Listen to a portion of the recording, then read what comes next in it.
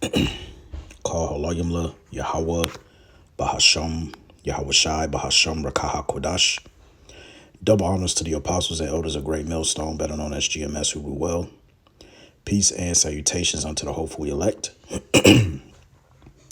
Starting with the 144,000 and the rest of the men, women, and children out of the 12 tribes.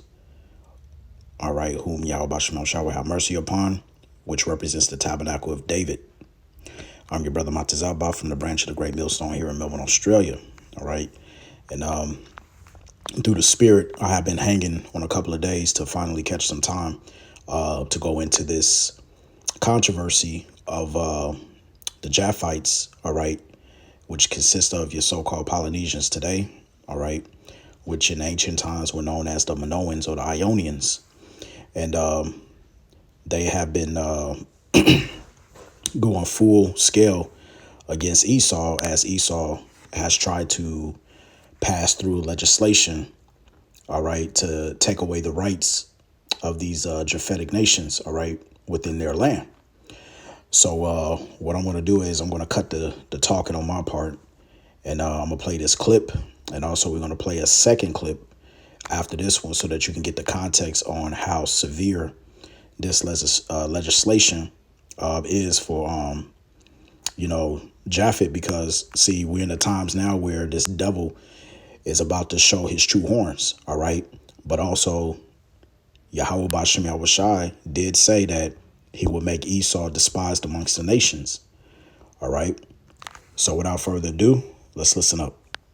In Parliament this afternoon, after introducing his Treaty Principles Bill, the country's youngest MP, Te Pāti Māori's Hana Rafiti Maipi Clark, interrupted the vote with a haka. MPs and members of the public gallery joined in before the Speaker kicked everyone out. It was the culmination of one of the fieriest days in Parliament in living memory, with Willie Jackson calling Seymour a liar and Rawiri Waititi saying ACT was running the country like the KKK with a swipe card to the beehive. Meanwhile, thousands continue to march towards Parliament in protest. Senior political correspondent Jenna Lynch has more. People power, winding its way to Wellington as the bill they are marching against was put up in Parliament. I present a legislative statement on the principles of the Treaty of Waitangi Bill. Before it could get off the ground, a warning to everyone, including the public, to keep it civil. If anyone interrupts proceedings from the galleries, they will be removed. David Seymour got the debate underway. This bill does not change the text of the treaty itself. What it does do is confirm the government has the right to govern New Zealand and this Parliament has the right to make laws in the best interests of everyone. It commits to protecting the rights of everyone. Drowned out by a vocal opposition. It is not division. Treaties are supposed to unite people, not divide them. Which only got louder. Shame, shame on you, David Seymour. It is the constitutional document by this House and democracy is established here in Aotearoa. This Parliament means nothing in Aotearoa without the Tiriti o Waitangi. The only reason this Parliament exists in Aotearoa is because our tipuna consented to it. Whether or not this bill becomes law in this term of Parliament, it's only a matter of time before its logic prevails. That's why they say kill the bill, because they can't kill the idea. He is not standing up for democracy. He is using and abusing democracy against my people, against your people. How dare you, David Seymour? ACT are seen to be pulling the strings and running the country like the KKK with a swipe card to the beehive. Some taking it too far. This is to you, David Seymour. You fuel hatred and misinformation in this country. You bring out the worst in New Zealanders. You should be ashamed of yourself, and you are a liar. Leading to a dismissal. Going to have to ask the member to withdraw himself from the House. The oppositions are not the only ones against the bill. Treaty issues are complex, and I think it's very simplistic with a stroke of a pen to believe that you can resolve 184 years of debate discussion in the way that they are. Christopher Luxon promised at the election not to support it, but Seymour won support for the first reading in coalition negotiations. Why does your promise to David Seymour mean more to you than your promise to the New Zealand people? Well, it's not. It's about coalition governments, as the New Zealand people delivered an outcome in an election through an supporting MMP it. system. But Correct. I've been very upfront about that. So why does your promise to David Seymour mean more than your promise to the New Zealand people? I wouldn't frame it that way. And so as National MPs stood to argue against it, It is too blunt and simplistic and risks stoking grievance and driving division. It's a simplistic approach to a very complex issue. but had to vote for it. It is important to point out that compromises like this are at the heart of the MMP system. Chloe Swarbrick challenged them to break rank. Mr. Speaker, any member of Parliament in this chamber right now can call for a personal vote on this bill to vote differently from their party. And vote with their consciences. Are you comfortable with your name being a yes vote for the Treaty Principles Bill for all of time on history? I am comfortable supporting the policies of this government. My name will go down in history as one of the members of the National Party that fulfilled a coalition agreement. Has anyone asked for a conscience vote on the matter? I won't discuss what we have talked about in caucus. They weren't allowed. They were whipped to vote as a bloc. But if your MPs asked you for permission, would you allow them to vote with their conscience on this bill? No, we are voting as a party on the first reading of the Treaty Principles Bill. That is our position. But as you know, we have a united view, which we just don't think this is the right way forward. But voting wasn't as easy as that, as the House came to cast their votes. The youngest MP in the House, Haka, tearing the bill in two and throwing it on the ground.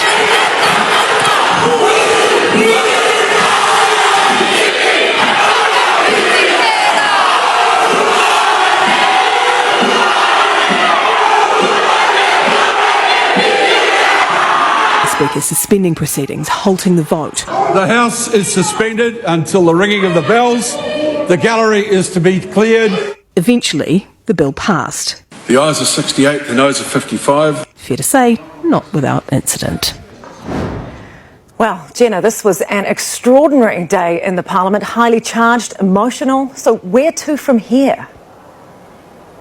Yeah, it was always going to be a dramatic day. There is really no grey space on this bill. MPs have picked a side and they are passionately voicing it. The Speaker called that haka grossly disorderly. He called it appalling. He called it disrespectful. And he handed out one of the harshest punishments that there is to Hara Rāwhiti Maipi Clark for leading it, which is naming her in the House. He also called for a vote on whether to suspend her, which MPs voted in favour of. So she is being suspended from the House of Representatives for 24 hours. The Speaker kicking everyone out due to that disruption seems largely unprecedented in modern times. I've talked to a couple of the longer serving MPs around here, some of them who turned up in the 90s, and they certainly don't remember it happening in their time. That includes, of course, the contentious foreshore and seabed debate of the early 2000s. The only time we can find it on record at this stage is in 1977, nearly 50 years ago, during the debate of an SIS bill in which the gallery was warned 5 times before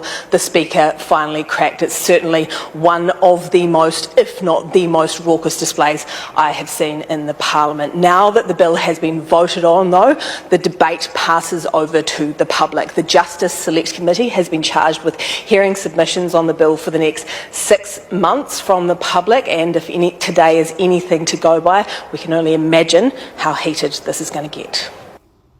David Seymour felt the full... Right. So you can see how at the end, when they were about to cast their votes, all right, they pretty much stood up and did their traditional haka dance, which, if I'm not mistaken, was something that they used to do back in times past when settlers would come on their land.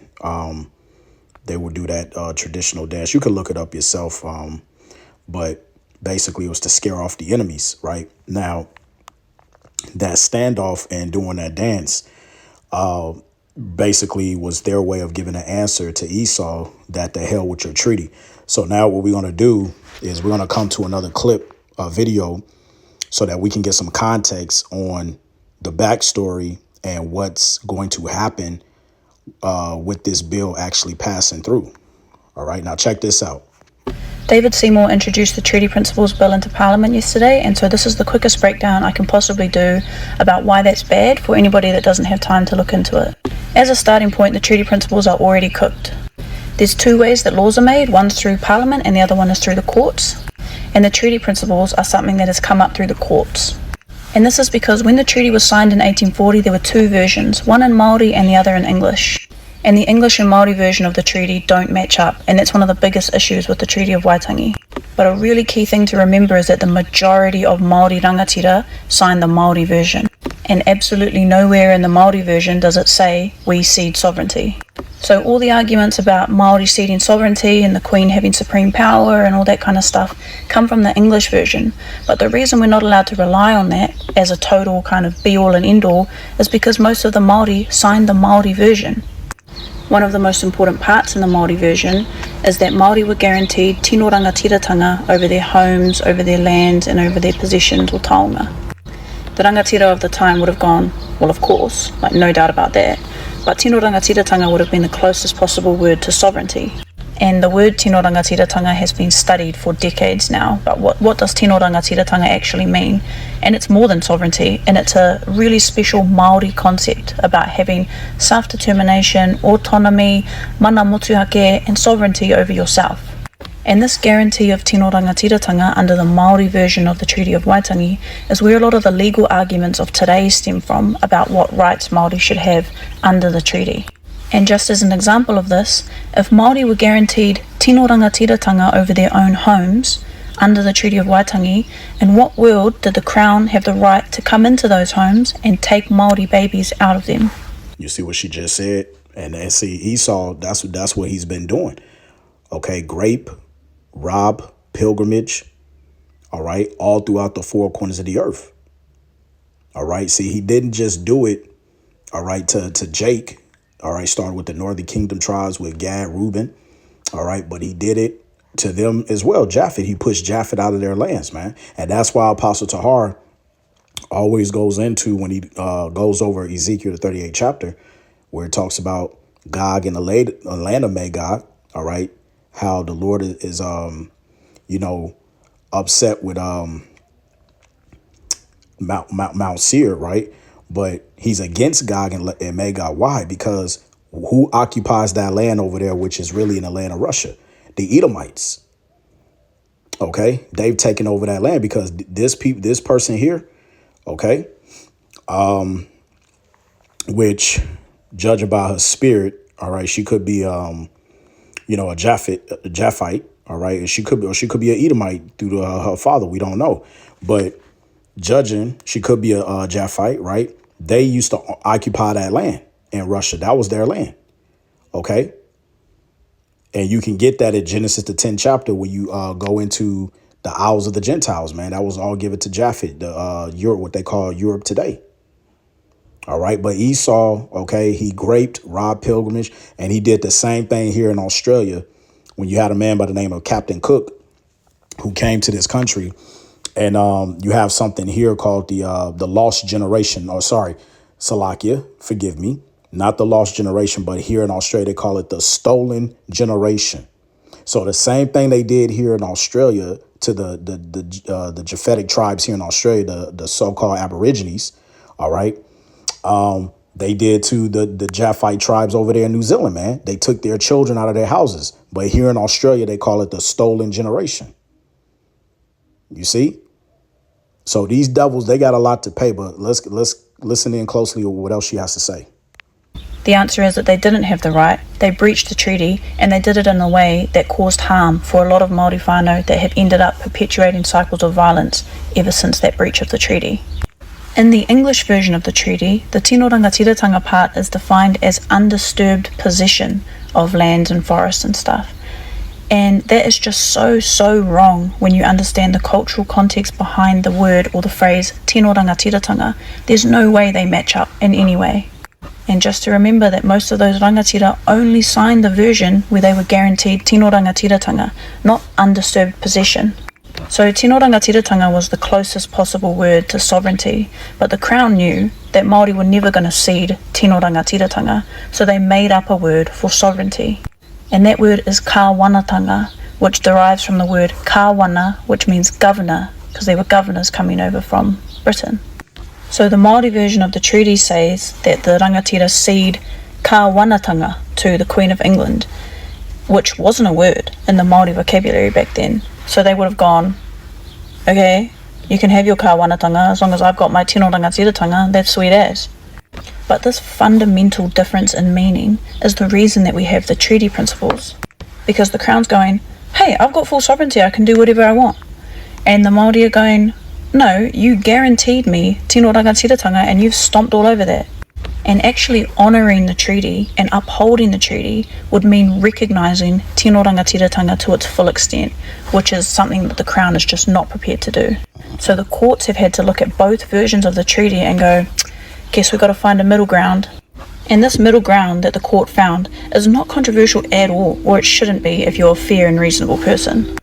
Like, one of the principles is partnership. The Crown's supposed to work in partnership with Māori, because Māori have granted them the right to govern over Aotearoa, over New Zealand. Another one is protection. The Crown has a duty to protect Māori from the things that they brought over. And another one is good faith. The Crown has to work in good faith with Māori. Is that so hard? But it is so hard because the Crown would like to pretend that Māori ceded sovereignty and they have no specific guaranteed rights under the Treaty of Waitangi, which is a lie that someone like David Seymour is able to push so hard, because most people don't understand the history and the context in which the Treaty of Waitangi was signed, and they don't want to teach it in schools, although we are going to get it in schools. But that's why we're at this point where they're able to push this kind of lie and twist things and manipulate things, because most people don't have the time, like me, to sit around and read articles about the history and the context behind the Treaty of Waitangi and the difference in the translations, and this is all academic stuff that most people don't have the time to sit around and bother with. And that's exactly why I'm making this video. But the key part about David Seymour's bill that I actually want to talk about, or just explain with that context behind it, is that he's trying to redefine tino rangatiratanga. His new bill redefines the second article of the treaty to say that everyone in New Zealand gets tino rangatiratanga. And you might think, oh, there's nothing wrong with that. But the issue with that is that it takes tino rangatiratanga out of its cultural context and makes it pretty much null and void. Everyone has human rights. Everyone has property rights. Everyone has the right not to be assaulted. But not everyone was guaranteed tino rangatiratanga under the Treaty of Waitangi. And this is one of the big issues with the bill, is that David Seymour is trying to say tino rangatiratanga applies to everyone, which basically means it applies to no one. So there's 3 readings in Parliament and it has to pass all 3 before it actually becomes law, and National and New Zealand First have said they're not going to support the bill past the first reading, which means the ACT Party won't have enough support to actually make this bill law. But we're not praising National or New Zealand First for that, because that's less than the bare minimum. This bill should never have been given money to be drafted. ACT was the party that yapped on about trying to save the country money, and National's supposed to be the big economy saver, and here they are wasting money on a bill that they've already said they're not going to pass, and also is stupid. It's objectively a stupid bill. But one silver lining I am hoping comes from this bill is, first of all, the toi tiriti hikoi is going to be unreal, and then secondly, hopefully more people will look into the historical context and the cultural context behind the Treaty of Waitangi as a result of this bill, which would be really cool, because having more people that actually understand the treaty is always going to help. So, silver lining. All right, so you heard it. And as a result, all right, Esau keeping up with his semantics and, hiding behind choice of words within that treaty to take away the sovereignty of these Japhetic nations within that country, basically stripping them of their rights. All right, so let's get a few precepts. All right. And, yeah, man. This is Jeremiah chapter 49 and verse 15. It says, "For lo, speaking of the Edomites, I will make thee small among the heathen and despised among men." And see, Esau has been made insignificant among the nations, man. All right. The nations are in an uproar. OK, because now back then you had remember, go back about a year, 2 years ago, the situation with Afghanistan. Remember, you had East India that was speaking down. OK, you had also Ishmael was talking shit against Esau. And now you have the Japhetic nations, man, over there in New Zealand. OK, so we are in the time of Esau, OK, being made bare, man. All right. Obadiah 1 Okay. And it's 2, but I'm going to start at the top. Salaki, it says, the vision of Obadiah, thus saith the Lord Yahweh concerning Edom. We have heard a rumor from Yahweh, and an ambassador is sent among the heathen. Arise ye and let us rise up against her in battle. Behold, I have made thee small among the heathen. Thou art greatly despised. Because everybody is seeing the true devil that Esau Edom really is, man. All right. And we and see what's happening to those Japhetic nations over there in New Zealand. Guess what? That's coming on a larger scale to Babylon the Great America. Because remember, Klaus Schwab said that you will own nothing and be happy. OK, that was a direct quote going back to 2020 during a World Economic Forum Committee conference that they had, man. OK, so we know we in those times, man. All right. But this is Deuteronomy. All right. Chapter 19, because Yahweh Bashim Yahushai gave us laws dealing with landmarks in the testimony. Right. As it says here in the title, Deuteronomy 19:14, it says, thou shalt not remove thy neighbor's landmark, which they of old time have set in thine inheritance, which thou shalt inherit in the land that Yahweh thy power giveth thee to possess it. You see, look, Esau was given a possession of Mount Seir, but according to his blessing, going back to Genesis, the 27th chapter, we understand that Isaac said that Esau will have the fatness of the earth and the dew of heaven. Okay, so how did he go conquering lands from other nations? Through the force of the sword. Okay, that's why he was blessed with the sword.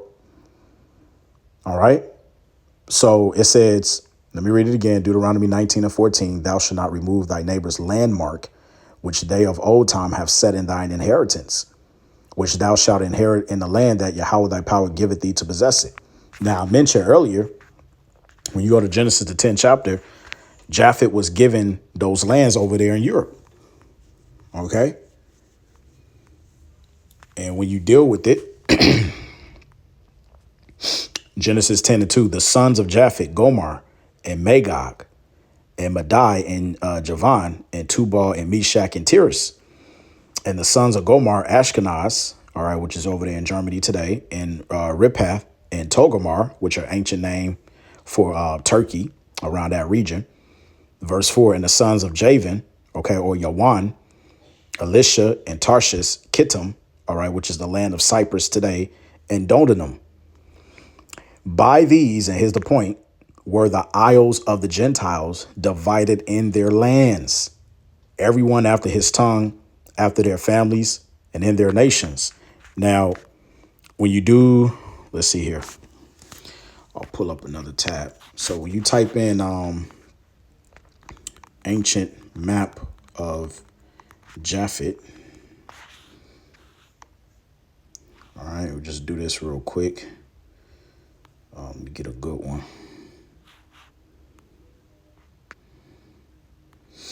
All right.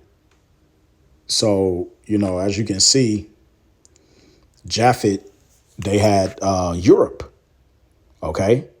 And as you can see there's Tarshish, Yawan, Tiras, Gomer, Ashkenaz. Okay. Basically, before Esau took over those lands, you had those brown melanated people. All right. The so-called Polynesians today, they were living in these regions because you had a group of people known as the Etruscans. All right. You also had the Minoans, the Ionians. This was their land, but they got pushed out when the Edomites came in to power, started with Alexander the Great. OK, and then pushed them into the islands that they're in now. And then they got the nerve to sit there and not only take over these people's land when they came back into power. All right. But now they are trying to pass a treaty to where they taking full rights over the people in their land, man. All right. And you going to pay for that, Esau. You going to pay, my man. Esau going to pay. All right. So there you have it. All right. This is in the NLT, Micah chapter 2. I'm going to start at the top. All right. But we know the point is at verse 2. It says, what sorrow awaits you who lie awake at night, thinking up evil plans. And this is all they do, as it says in Proverbs 4:16, that they They don't sleep except they have done mischief. All right. It says you rise at dawn and hurry to carry them out simply because you have the power to do so. All right. And who gave him the power? All right. Job 9:24. The earth was given, keyword, given into the hands of the wicked. And who was the wicked? Malachi chapter 1 and verse 4, the Edomites. It says verse 2, which is the main point. When you want a piece of land, you find a way to seize it. And that's what they did. OK, because they're not going to sit up there. I mean, if Esau had it his way, he would really just, probably drop a bomb or whatever, clear that whole land out, that whole country out and just rebuild. All right. But see, they plot schemes. They think of the scriptures calls it devices, which goes into a plot of thinking. OK, so it says when you want a piece of land, you find a way to seize it. When you want someone's house, you take it by fraud and violence. And that's what they did. OK, they causing fraudulent right now by messing up certain words. That's why the girl said in the video that you had one treaty written in English and then the other one was written in their language, their native tongue. And majority of her people, they signed that one of the native tongue because the other one that was written in English by the crown stated that the crown had full sovereignty over the land, which that wasn't the case. You see? And then it goes on to say, lastly, you cheat a man of his property, stealing his family's inheritance. And that's exactly what is going on here. David. OK, that's exactly what's going on right here, man. And this is why it's a simplicity to believe that you I in this parliament. I present a legislation in the way that we have. The youngest meetings halting the vote. Extraordinary day in the Parliament. Well, Jenna, this. Let's see what they're showing the speaker. The Speaker suspending proceedings, halting the vote. The House. And then they had the nerve to suspend. And that's just like Esau, man. All right. Can't deal with the heat, man. And I'm sure they wanted her out. But the only thing they can do is give her a 24 hours suspension, which is nothing. Right.